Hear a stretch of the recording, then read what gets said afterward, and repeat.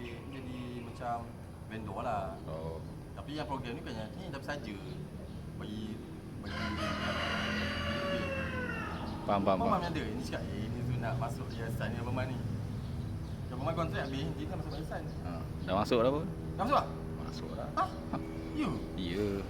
Patutlah.